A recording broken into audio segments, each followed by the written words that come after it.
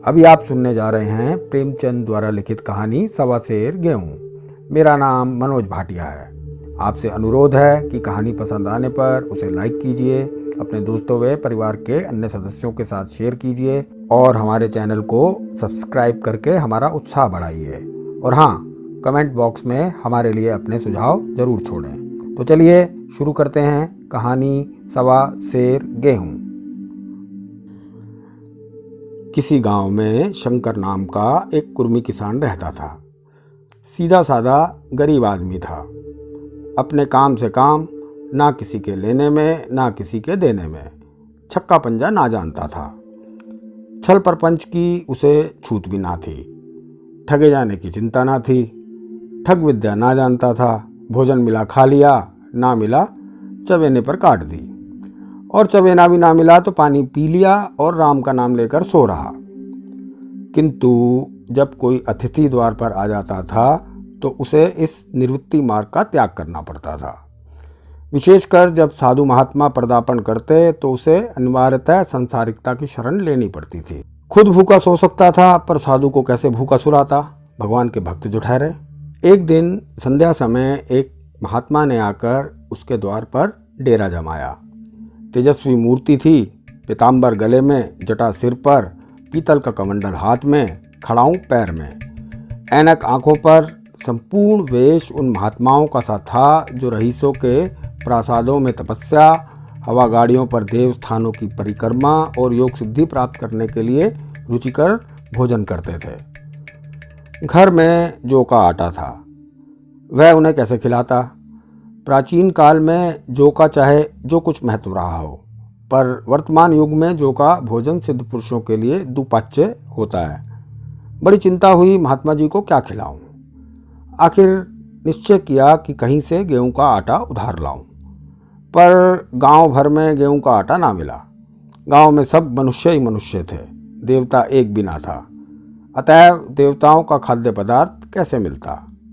सौभाग्य से गांव के पंडित जी के यहाँ थोड़े गेहूं मिल गए। उनसे सवा सेर गेहूं उधार लिया और स्त्री से कहा, पीस दे। महात्मा ने भोजन किया, लंबी तान कर सोए। प्रातःकाल आशीर्वाद देकर अपनी राह ली।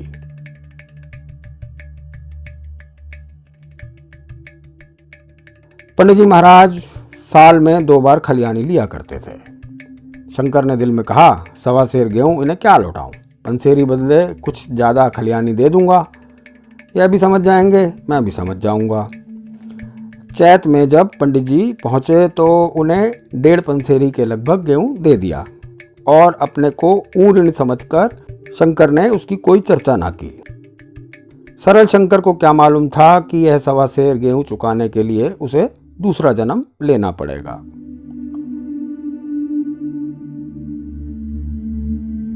सात साल गुजर गए।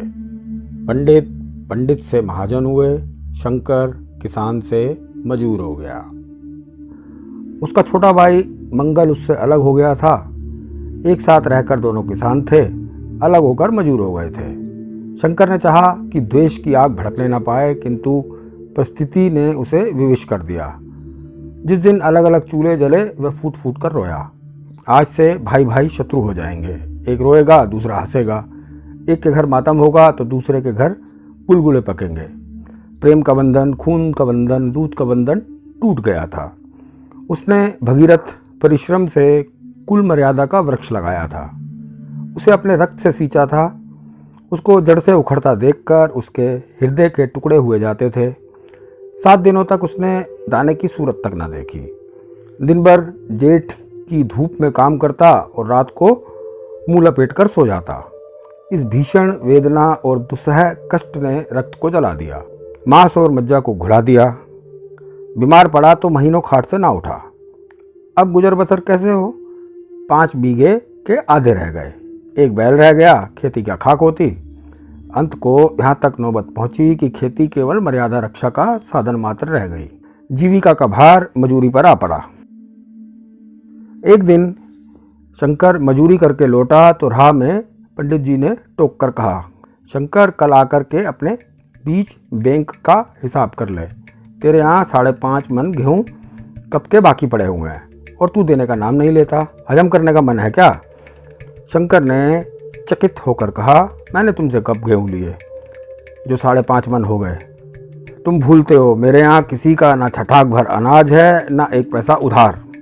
पंडित, इसी नियत का तो फल भोग रहे हो कि खाने को नहीं जुड़ता। यह कहकर पंडित जी ने उसे 1.25 सेर गेहूँ का जिक्र किया जो आज से 7 वर्ष पहले शंकर को दिए थे। शंकर सुनकर अवाक रह गया। ईश्वर, मैंने इन्हें कितनी बार खलियानी दी, इन्होंने मेरा कौन सा काम किया? जब पोथी पत्री देखने, साहित्य सगुन विचारने द्वार पर आ जाते थे, कुछ ना कुछ दक्षिणा ले ही जाते थे। इतना स्वार्थ! 1.25 सेर अनाज को अंडे की भांति सेकर आज यह पिशाच खड़ा कर दिया जो मुझे निगल ही जाएगा।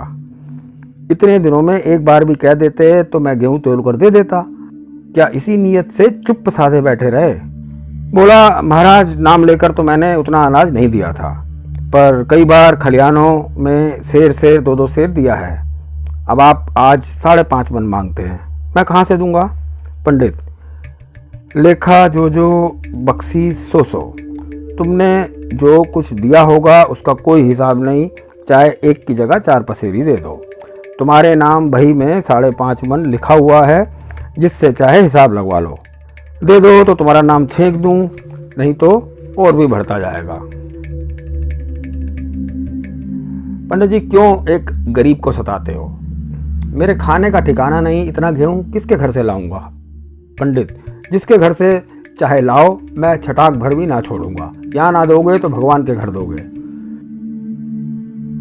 शंकर कांप उठा। हम पढ़े लिखे आदमी होते तो कह देते, अच्छी बात है, ईश्वर के घर ही देंगे, वहाँ की तोल यहाँ से कुछ बड़ी तो ना होगी। किंतु शंकर इतना तार्किक, इतना व्यवहार चतुर ना था। एक तो वह ऋण, वह भी ब्राह्मण का। भाई में नाम रह गया तो सीधे नरक में जाऊंगा, इस ख्याल ही से उसे रोमांच हो गया। बोला, महाराज, तुम्हारा जितना होगा यहीं दूंगा। ईश्वर के यहाँ क्यों दूं? इस जन्म में तो ठोकर खा ही रहा हूँ, उस जन्म के लिए क्यों कांटे बोऊं? मगर यह कोई न्याय नहीं है, तुमने राई का पर्वत बना दिया। ब्राह्मण होके तुम्हें ऐसा नहीं करना चाहिए। उसी घड़ी तगादा करके ले लिया होता तो आज मेरे सर पर इतना बोझ क्यों पड़ता? मैं दे तो दूंगा, लेकिन तुम्हें भगवान के यहाँ जवाब देना पड़ेगा। पंडित, वहाँ का डर तुम्हें होगा, मुझे कोई डर नहीं वहाँ का। वहाँ तो सब अपने ही भाई बद्दू हैं, ऋषि मुनि सब ब्राह्मण ही तो हैं, देवता ब्राह्मण हैं। जो कुछ बने बिगड़ेगी संभाल लेंगे। तो बताओ कब देते हो? शंकर, मेरे पास रखा तो है नहीं, किसी से मांग जांच कर लाऊंगा तभी दूंगा। पंडित, मैं यह ना मानूंगा। 7 साल हो गए, अब एक दिन का भी मुलाहिजा ना करूंगा। गेहूं नहीं दे सकते तो दस्तावेज लिख दो।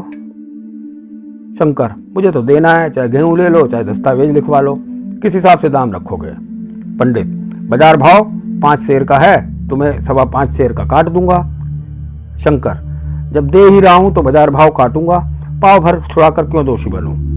हिसाब लगाया गया तो गेहूं के दाम 60 रुपए हुए। 60 रुपए का दस्तावेज लिखा गया, 3 रुपए सैकड़े का सूद, साल भर ना देने पर 3.5 रुपए सैकड़ा और 1 रुपए का स्टाम्प। दस्तावेज की तहरीर शंकर को ऊपर से देनी पड़ी। गांव भर ने पंडित जी की निंदा की, लेकिन मुंह पर नहीं। महाजन से सभी को काम पड़ता है, उनके मुंह पर कौन आए। शंकर ने साल भर तक कठिन तपस्या की। म्याद के पहले रुपया अदा करने का उसने व्रत सा कर लिया।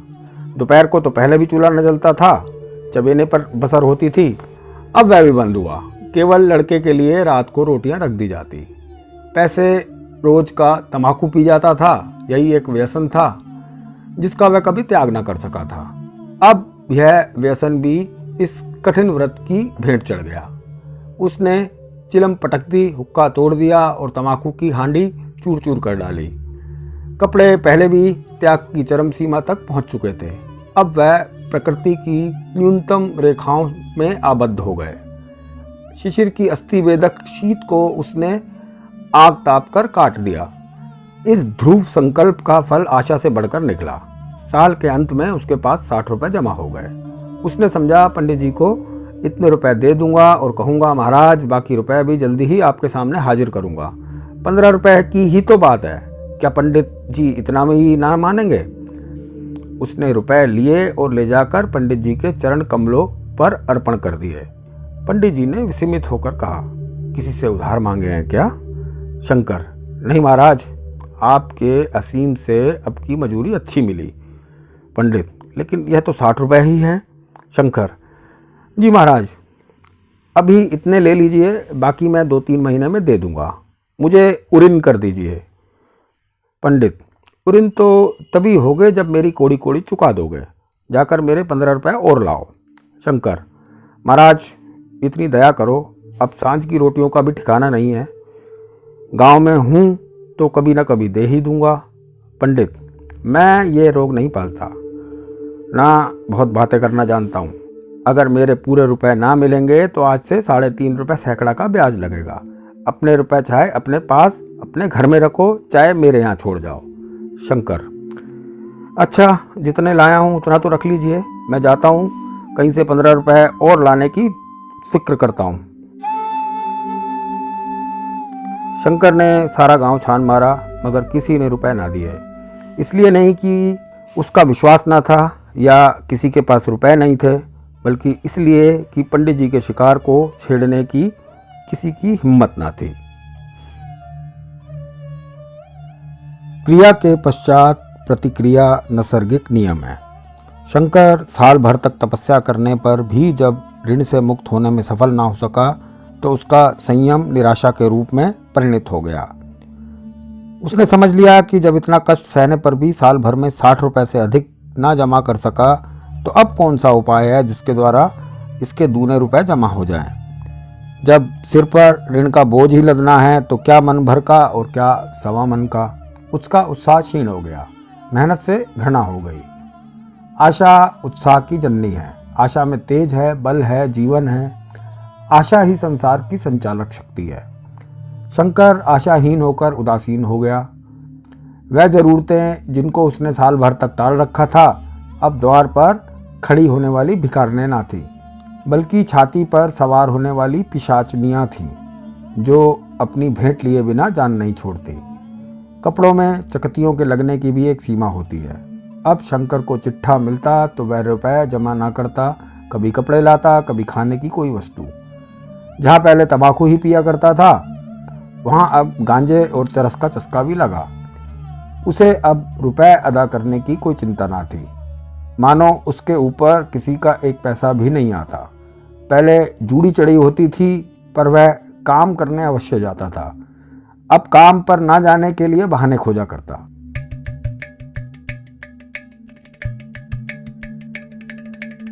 इसी भांति 3 वर्ष निकल गए। पंडित जी महाराज ने एक बार भी तकाजा ना किया। वह चतुर शिकारी की भांति अचूक निशाना लगाना चाहते थे। पहले से शिकार को चौंकाना उनकी नीति के विरुद्ध था। एक दिन पंडित जी ने शंकर को बुलाकर हिसाब दिखाया। पोथियों ने बताया कि अब शंकर के नाम ₹120 का कर्जा है। हालांकि शंकर ₹60 पहले दे चुका था। शंकर, इतने रुपए तो उसी जन्म में दूंगा, इस जन्म में तो हो नहीं सकते। पंडित, मैं इसी जन्म में लूंगा, मूल ना सही सूद तो देना ही पड़ेगा। शंकर, एक बैल है वह ले लीजिए, मेरे पास रखा ही क्या है। पंडित, मुझे बैल बगिया लेकर क्या करना है, मुझे देने के लिए तुम्हारे पास बहुत कुछ है। शंकर, और क्या है महाराज। पंडित, कुछ है, तुम तो हो, आखिर तुम भी कहीं मजूरी करने जाते ही हो। मुझे खेती के लिए मजूर रखना ही पड़ता है। सूद में तुम हमारे यहाँ काम किया करो, जब सुविधा हो तो मूल भी दे देना। सच तो यूं है कि अब तुम किसी दूसरी जगह काम करने नहीं जा सकते जब तक तुम मेरे रुपए ना चुका दो। तुम्हारे पास कोई जायदाद नहीं है, इतनी बड़ी गठरी मैं किस अतपार पर छोड़ दूं?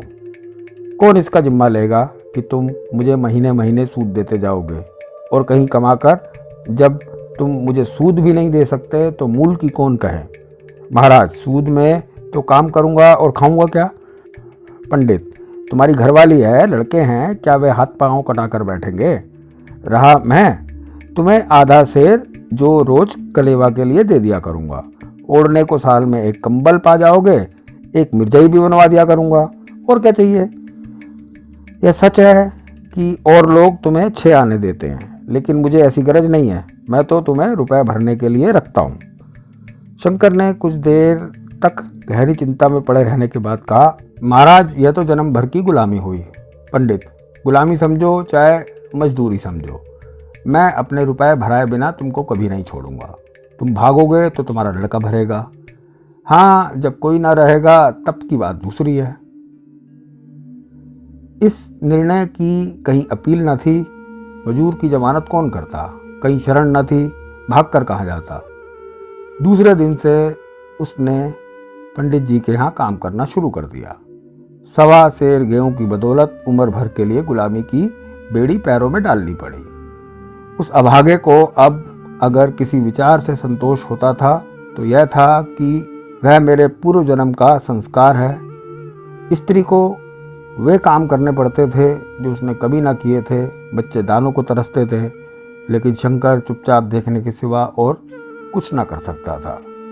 वह गेहूं के दाने किसी देवता के शाप की भांति उसके सर से ना उतरे। शंकर ने पंडित के यहाँ 20 वर्ष तक गुलामी करने के बाद इस दुसार संसार से प्रस्थान किया। 120 रुपए अभी तक उसके सर पर सवार थे। पंडित जी ने उस गरीब को ईश्वर के दरबार में कष्ट देना उचित न समझा। इतने अन्यायी, इतने निर्दयी ना थे वह। उसके जवान बेटे की गर्दन पकड़ी। आज वह पंडित जी के यहाँ काम करता है। उसका उद्धार कब होगा भी या नहीं, ईश्वर ही जाने। श्रोताओं, इस कहानी की अंतिम पंक्ति में प्रेमचंद लिखते हैं, पाठक इस वृत्तांत को कपोल कल्पित ना समझें, यह सत्य घटना है। ऐसे शंकरों और महाजनों से दुनिया भरी पड़ी है। दोस्तों, हम उम्मीद करते हैं कहानी आपको पसंद आई होगी। कहानी को आप अपने दोस्तों के साथ, परिवार के अन्य सदस्यों के साथ शेयर कीजिए, लाइक कीजिए और हमारे चैनल को सब्सक्राइब कीजिए। और हाँ, मेरा नाम है मनोज भाटिया। आते रहिएगा। लाइफ झरोके पर कहानियों का सिलसिला यूं ही चलता रहेगा।